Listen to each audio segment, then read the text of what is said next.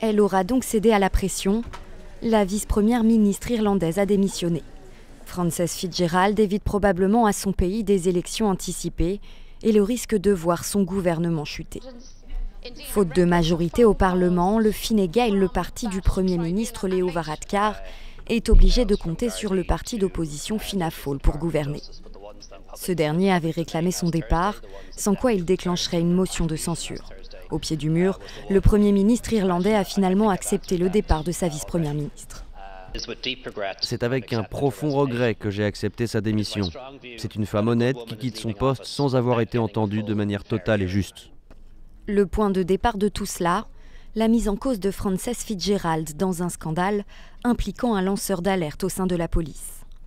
Elle était ministre de la Justice au moment des faits et est suspectée d'avoir menti dans cette affaire. Elle s'en expliquera en janvier devant la Cour. Le tribunal jugera objectivement de la pertinence de ma conduite. J'attends avec impatience de témoigner devant le tribunal début janvier. En attendant, avec le départ de Frances Fitzgerald, le gouvernement minoritaire ne risque plus de s'effondrer. À l'heure des négociations sur le Brexit, l'Irlande souhaite plus que jamais rester solide sur ses appuis.